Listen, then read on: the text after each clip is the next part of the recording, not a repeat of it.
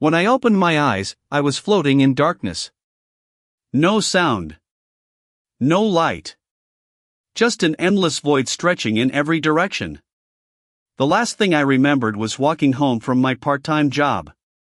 Then a truck. Then nothing. Was I dead? I didn't feel dead.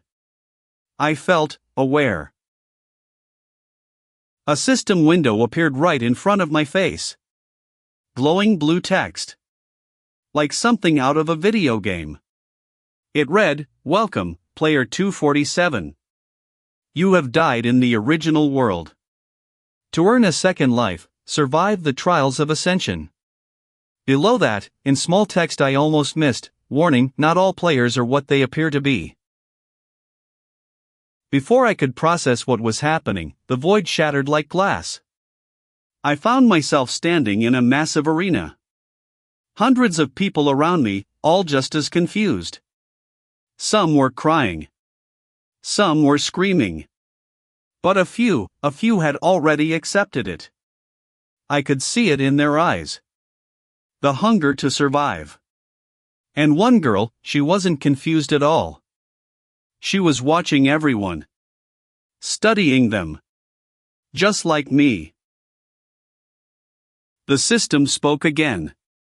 This time, everyone heard it. 500 players. One world. Choose your starting gift wisely. A shelf materialized in front of each of us. Glowing orbs of different colors lined up like candy in a shop. Red for strength. Green for healing. Gold for luck. Everyone scrambled for the flashiest ones.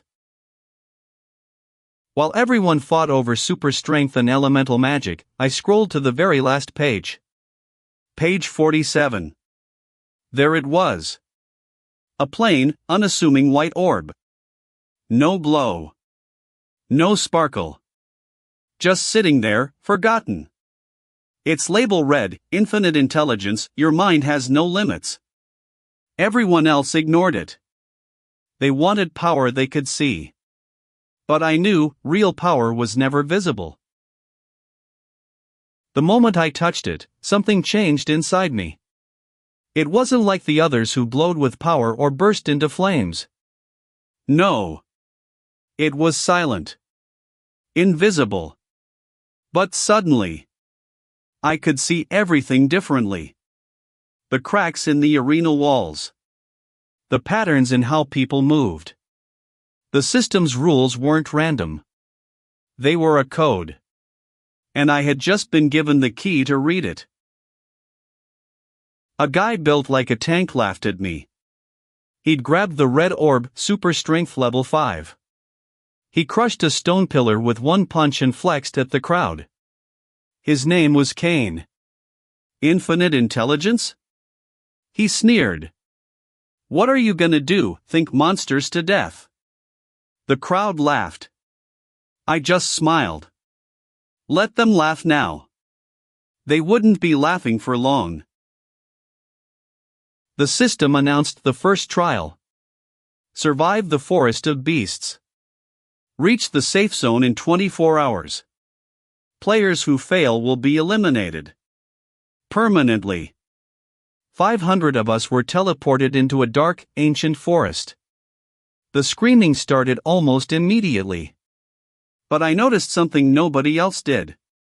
The silver-haired girl didn't scream. She smiled.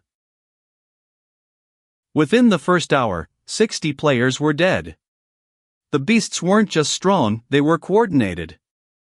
Packs of shadow wolves with glowing red eyes hunted in formations. A giant serpent swallowed 3 people whole. The strong ones fought back. Kane punched a wolf so hard it exploded. But for every beast they killed, 2 more appeared. While everyone fought, I watched.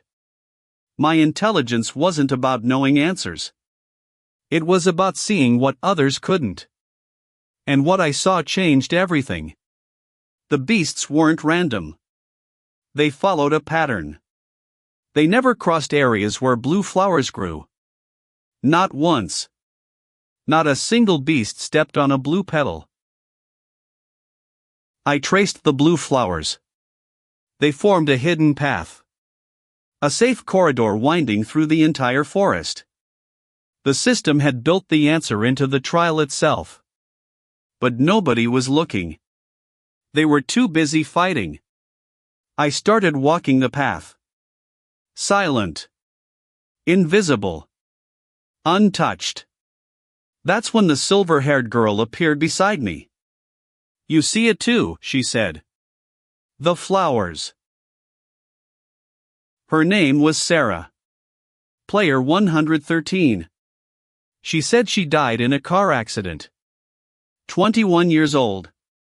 She'd chosen the purple orb spatial awareness. She could sense the layout of any space within 100 meters.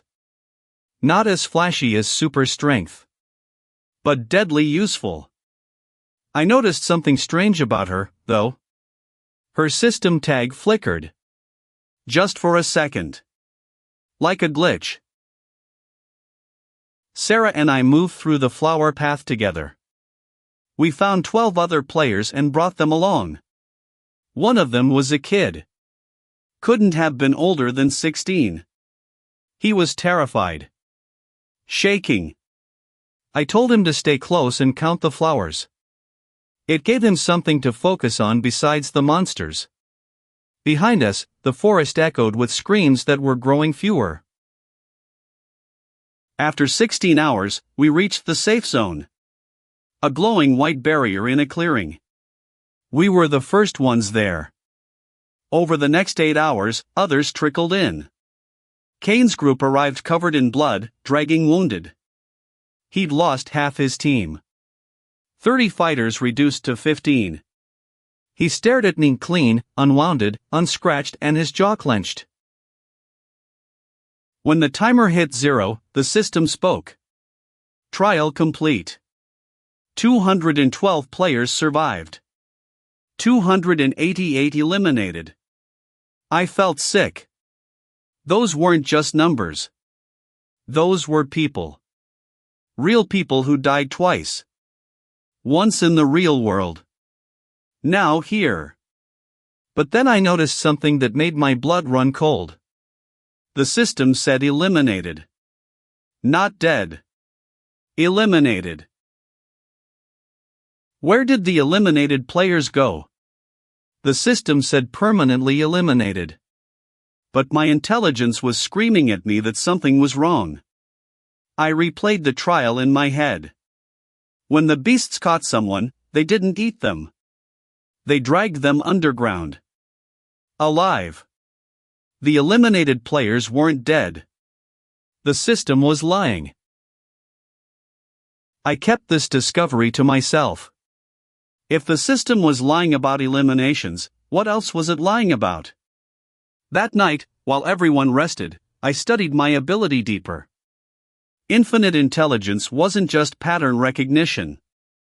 The more I used it, the more it evolved.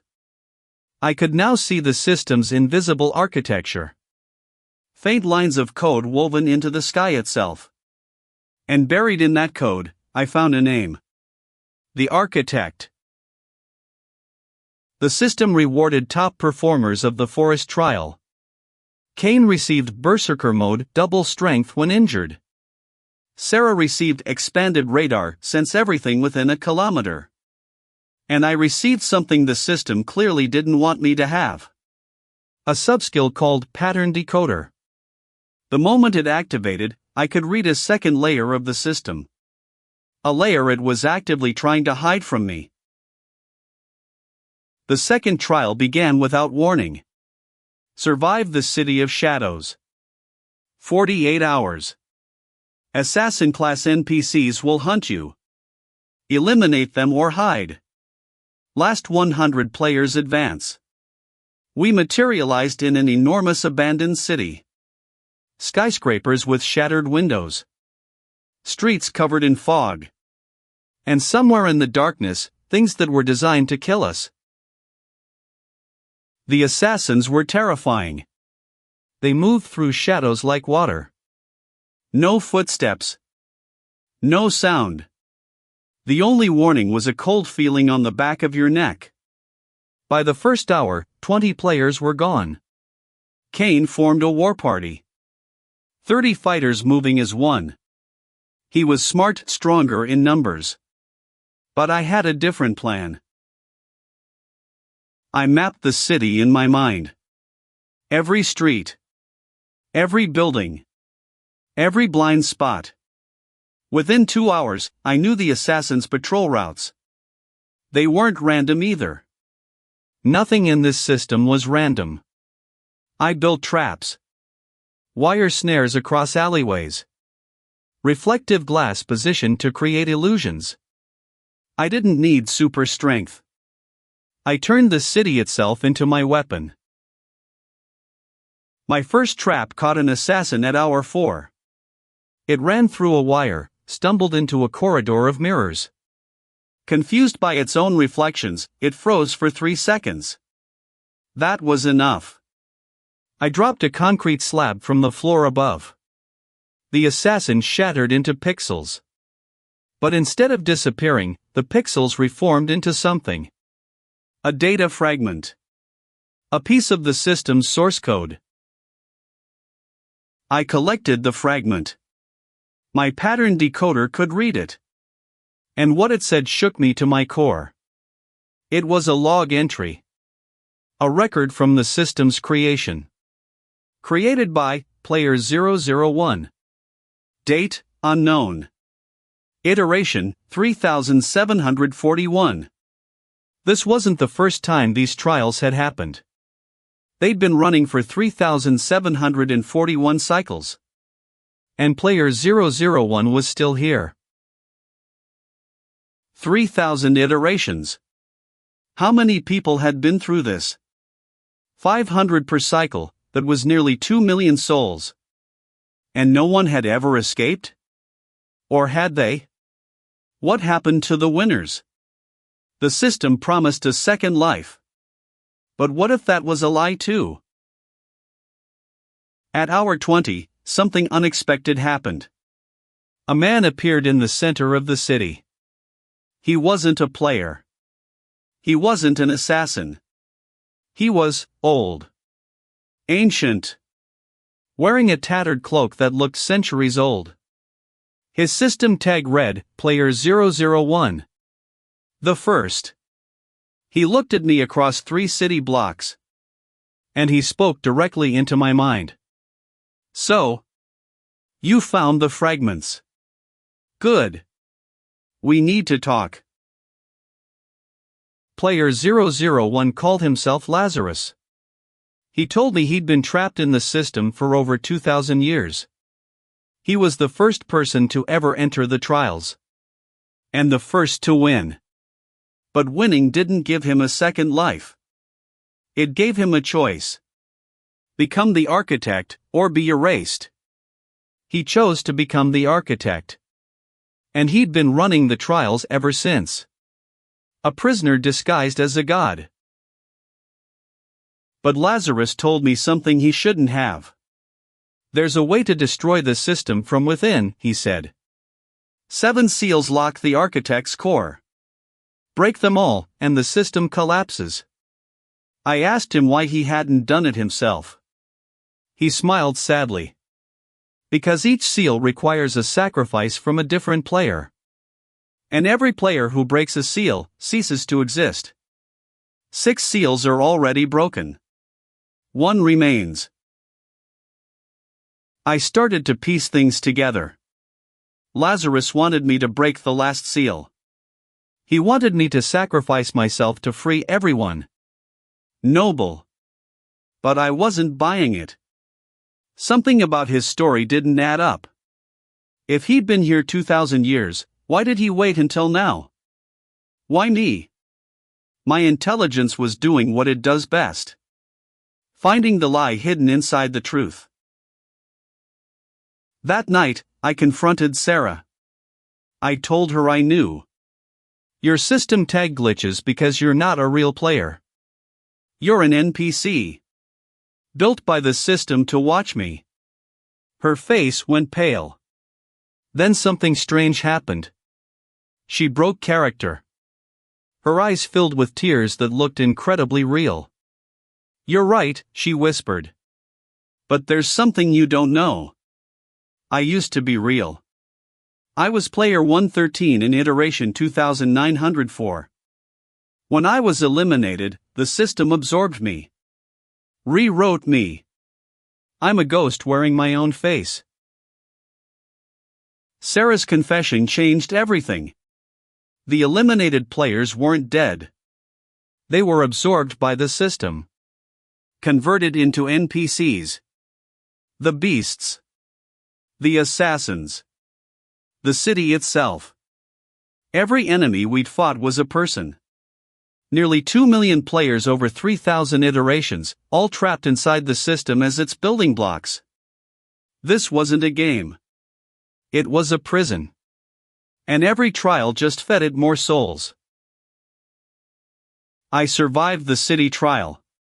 108 players remained. The third trial was announced. The Crucible. Direct combat. Player versus player. Win 3 fights. Lose once, and you're eliminated. This was designed to thin us down to the strongest. But I knew the real purpose. Every eliminated player would be absorbed. More fuel for the machine. My first opponent was a man with the gold orb probability manipulation. He could make himself lucky. Every attack I threw would miss by centimeters. But luck has a pattern. Everything does. I let him think he was winning for 2 minutes. I threw punches that missed. Kicks that failed. But each one was deliberate. I was mapping his luck field. On the 47th strike, I found the gap. One punch. Right through his blind spot. Fight over. My second fight was against a woman with time dilation. She could slow time around herself. To everyone else, she moved like a blur. To me, she was just a pattern moving at a different frequency. I closed my eyes. Let my intelligence map her rhythm. And then I did something that made the entire arena go silent. I caught her fist mid-strike. With my eyes still closed. She forfeited on the spot. Meanwhile, Kane was destroying everyone. He'd unlocked Berserker mode and something new, Impact Wave. Every punch sent shockwaves that cracked the arena floor.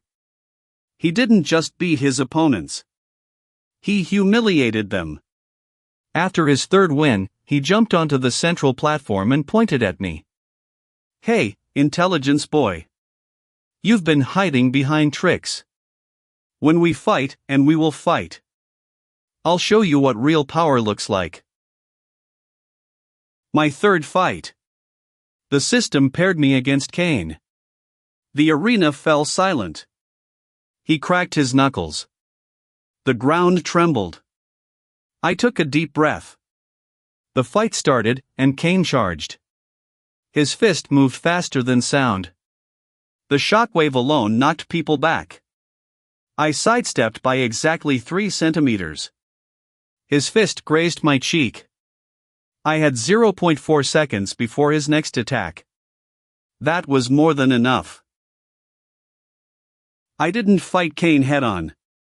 That would be suicide. Instead, I fought the arena. Every dodge led him into a structural weak point I'd already mapped. Every miss made him angrier, sloppier. After 12 exchanges, I positioned him on the exact spot I needed.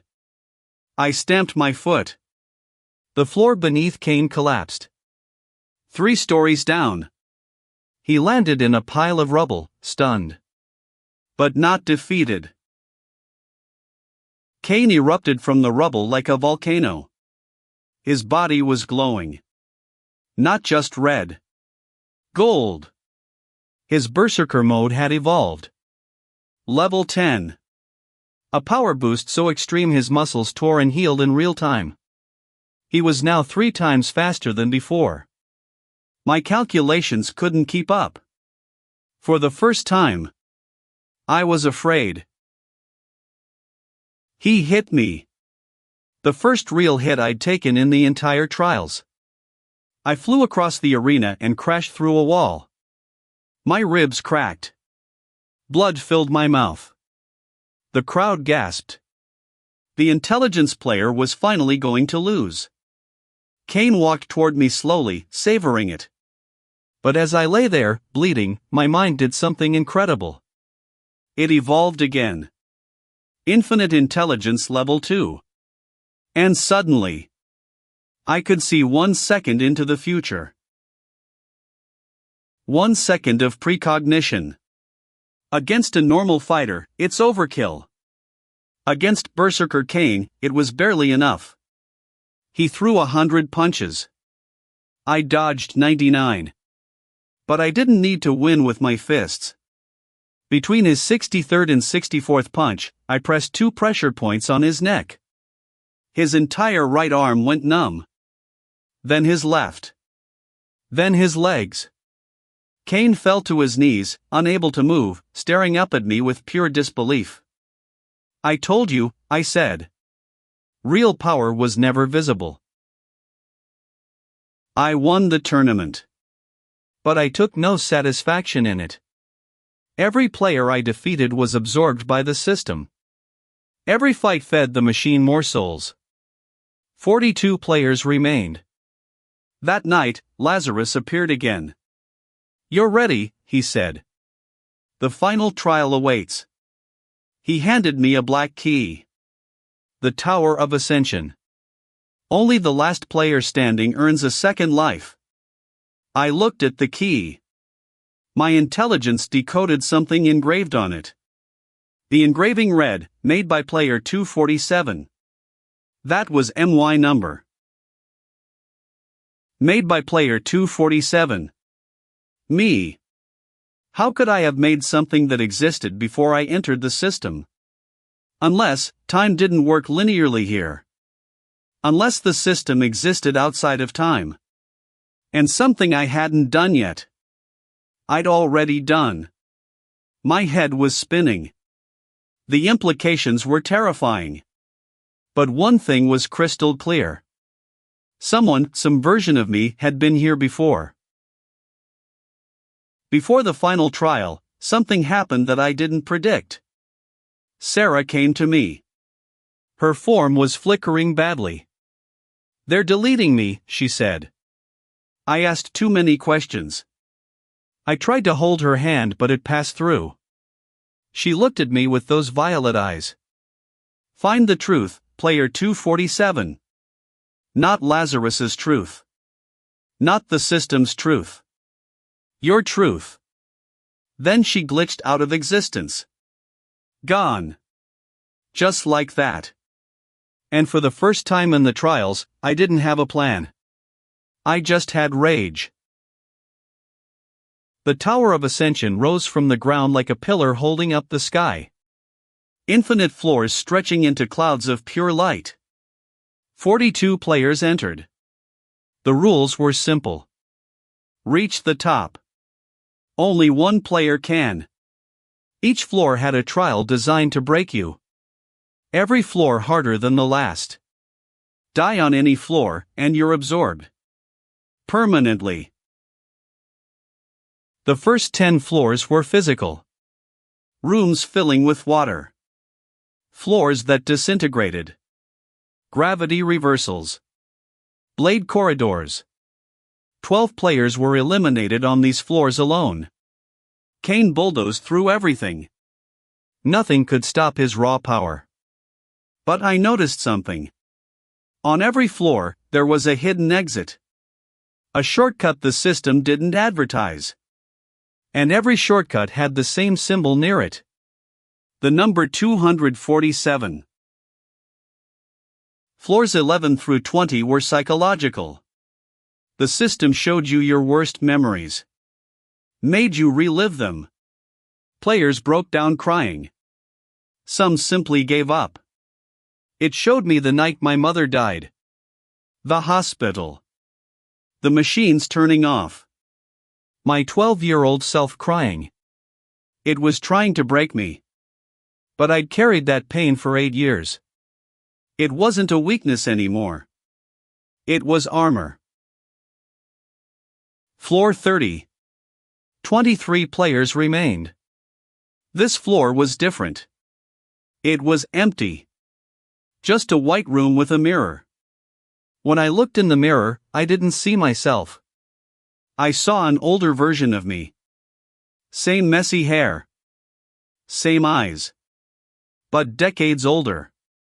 And wearing the architect's cloak. He spoke. You're almost there. But you're not ready for what comes next. Nobody ever is. Floor 50. 15 players left. My intelligence had reached level 3. I could now read the system's source code like a book. And what I found there made me stop breathing. The players weren't from the same time period. Cain died in a war in 2087. The kid from the forest died in 1943. One player died in ancient Rome. The system reached across all of time to collect the dead. This wasn't a game for our era. It was a machine that fed on all of human history. Floor 75. 9 players remained. Lazarus appeared for the last time. He looked weaker. Fading. I've held this system together for 2,000 years, he said. I can't last much longer. Break the final seal. End this cycle. Then he grabbed my shoulders and I saw the truth in his eyes. Pure exhaustion. 2 millennia of guilt. He whispered, this system didn't just trap me. I am the system. When I die, everything collapses. Every soul inside is lost forever. Unless someone takes my place. Floor 90.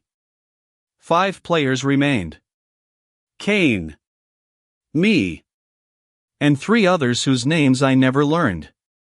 This floor was a recreation of the real world. My world. The street where I died. The truck came at me again. Headlights burning white. Every instinct screamed at me to dodge. But I didn't. Because I finally understood. The truck wasn't the test. The fear was. I closed my eyes and walked forward. The truck passed through me like smoke. Floor 99. Only Cain and I remained. The other 3 had fallen on floor 95. Cain looked different now. Not angry. Not arrogant. He looked tired. And honest. He said, I know you're smarter than me. I know you'll find a way to win. But promise me something. If you make it out, remember us. Remember that we were real. Floor 100. The top of the tower. I walked through the final door alone. Cain had chosen to stay behind. He used his last berserker charge to hold the door open for me, knowing it would absorb him. Inside was a throne of pure light. And sitting on it was me. Not an older me. Not a different me. Me. Exactly as I am now. Same face. Same wounds. Same clothes. He smiled. Took you long enough? The other me spoke. And what he said destroyed everything I thought I knew. Lazarus lied, he said. He's not the first architect. I am. We are. Player 247 has always been the architect. Every iteration, we enter the trials. Every iteration, we choose infinite intelligence. Every iteration, we reach this room. And every iteration, we sit on that throne and start the cycle again. Because we thought we could save everyone. But the system doesn't let anyone leave. The second life? It's this. It's always been this. We are the prison. I was the architect. I had always been the architect. 3,741 iterations. Every single time, I chose the same path. Won the same trials. Sat on the same throne. And every time, I reset the system hoping this time would be different. But nothing changed. Because I kept making the same choice. Sit on the throne and try again. An endless loop of good intentions. The road to hell. Paved by me. The other me stood up from the throne. You have two choices, he said. 1. Sit on the throne. Become the architect again. Reset the trials. Try to find a way to save everyone in the next iteration. 2. Refuse. Walk away. The system collapses. Everyone inside 2 million souls is erased. Gone forever. Including you. Save them and trap yourself. Or free yourself and kill them all. Every version of me before chose option 1. Sit on the throne. Try again. The noble choice. The hero's choice.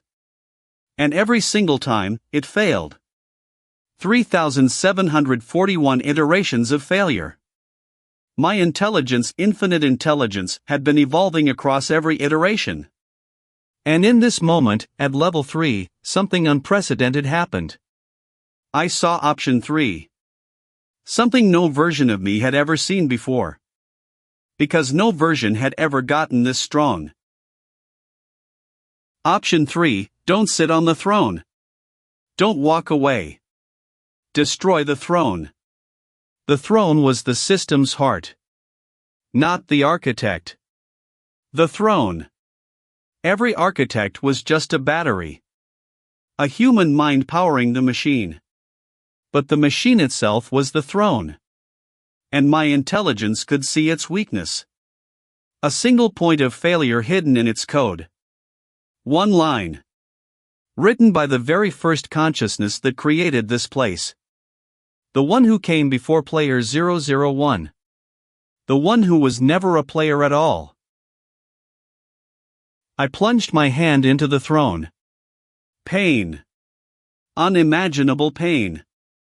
Like every nerve in my body was on fire. The system fought back. It showed me everyone who would die.